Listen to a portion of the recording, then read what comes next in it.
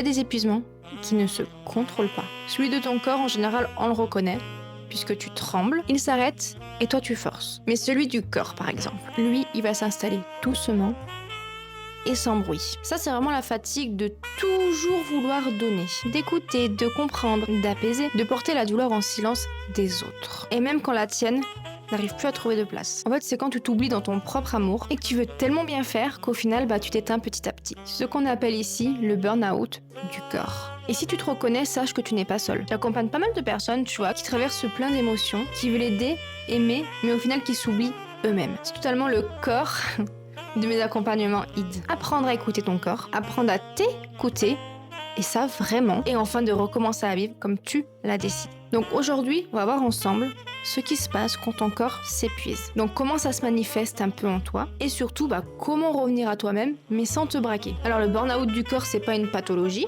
tu t'en doutes bien je pense, c'est plutôt une usure invisible du lien, une fatigue du lien. C'est quand tu vas commencer à t'occuper des autres personnes, de les écouter, d'être empathique, et qu'au final, toi tu t'oublies. Tout ça, alors que toi-même tu te sens vidé en fait. Donc c'est quand tu vas t'adapter aux besoins des autres en t'oubliant. Et que pourtant, tu continues. Parce que toi, t'es celle ou celui qu'on appelle quand ça va pas. Et le problème, c'est que tu peux pas aider si toi-même, t'en peux plus en fait. Si toi-même, ton puits, si je puis dire, est à sec, tu vois ce que je veux dire? Mais voilà, c'est pas ton amour qui va te fatiguer, ça n'a rien à voir. C'est vraiment le fait de offrir, de donner, alors que toi-même, tu vas mal. Et tu vois, à force de donner, ton corps te dit fatigue constante, tension dans la poitrine, dans la nuque, dans le dos, gorge serrée, respiration courte, bref, j'en passe et j'en passe. Ton corps, c'est pas qu'il te punit, pas du tout. Il t'envoie un signal, il s'adapte en fait si tu préfères. Alors tu vas me dire ok, mais comment ce déséquilibre s'installe? C'est simple, je vais t'expliquer.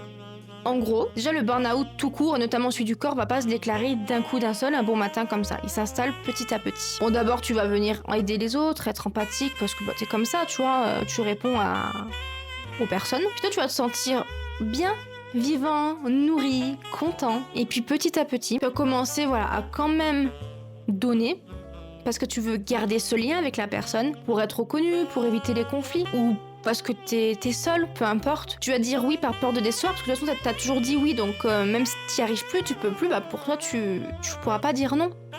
Et ça se comprend, hein. En fait tu vas rester disponible, même quand tu ne l'es pas, et même quand ton corps va te dire non. Et toi tu ne vas pas l'écouter. Et du coup, à force de t'éloigner de ton propre rythme, tu vas perdre la frontière entre aider et du coup, te sacrifier. Ton corps va s'épuiser, mais ton mental, toi, ne va pas comprendre. Il va dire, allez, encore un effort, franchement, tu peux pas faire ça. Alors que si. Et jusqu'au jour où l'effort devient, pour le coup, trop douloureux. Donc le corps, lui, va fonctionner en cycle. Il va donner, il reçoit, il s'ouvre et il se repose. Mais quand tu donnes sans jamais recevoir, quand il n'y a pas de retour, du coup, tu vas briser ce cycle naturel. Et c'est là que va s'installer, du coup, le vide intérieur. Voilà. Donc cette sensation d'être inutile, mal, pas reconnaissant. Donc je répète, c'est pas que tu n'aimes plus aider ou que tu n'aimes plus la personne, juste que tu n'as plus les ressources pour aider. Et lui, le corps, il sait. Il ralentit le rythme, il ferme le souffle et il va te couper tes émotions pour t'éloigner de la douleur. Et c'est ce qu'on appelle la distance. Voilà. En général, c'est juste un instinct de survie au final. Donc là, je vais te lister quelques signes en lien avec le burn-out du corps. Donc tu vas peut-être te reconnaître dans certains signes. Donc tu vas ressentir une fatigue après chaque interaction sociale. Tu vas porter le plein des autres sans savoir quoi en faire. Et du coup, tu vas le garder en toi. Et ça va te peser. Tu vas t'excuser d'être fatigué ou d'être moins disponible. Tu vas dire oui pour ne pas blesser. Mais en fait, tu n'auras pas envie et tu vas t'éteindre petit à petit. Tu vas sentir une tristesse sans raison, un besoin de t'isoler, un manque de sens. Alors c'est pas que tu es trop sensible encore, je me répète, c'est juste que tu n'as plus d'espace pour encaisser cela. Et la vérité, c'est que tu n'as absolument pas besoin de devenir plus forte.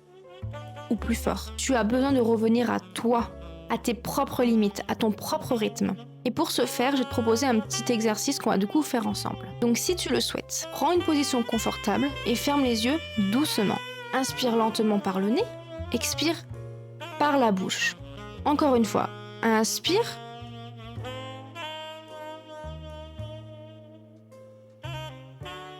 Expire lentement. Maintenant, tu vas imaginer ton corps comme une pièce intérieure. Une pièce calme, baignée d'une lumière douce. Regarde autour de toi. Y a-t-il du bruit, du monde, du désordre? Si oui, imagine-toi rangé, tout doucement, en pleine conscience. Tu vas éteindre le bruit, tu vas ouvrir la fenêtre, et là, tout devient plus clair. Pose une main sur ta poitrine, et ressens la chaleur sous ta main. Et répète doucement. Je ne suis pas qu'un espace pour les autres. Je suis un lien et je peux revenir vers eux. Respire quand tu te dis ces phrases. À chaque inspiration, imagine ton corps qui se remplit d'une lumière douce. Et à chaque expiration, tout ce qui est de trop, qui ne te convient pas, imagine-les s'en aller doucement. Inspire la paix, expire la charge. Inspire pour toi, expire pour libérer. Et reste là, 1 seconde, juste avec toi-même. Tu dois te remplir, ce n'est pas te couper des autres au final. C'est apprendre à exister au milieu d'eux sans te perdre. Après un burn-out du corps, on a souvent envie de tout fermer, de ne plus rien donner, même de ne plus rien ressentir. Mais ton corps, lui, au final, ne veut pas ça au fond. Il veut pas que tu arrêtes d'aimer, mais par contre, il veut que tu apprennes à aimer différemment. Aimer sans se sacrifier. Donner sans s'épuiser. Être là sans te perdre. Et pour ça, il faut du temps. Parce que l'amour, c'est pas dans la performance, c'est dans la présence. Et cette présence commence par toi.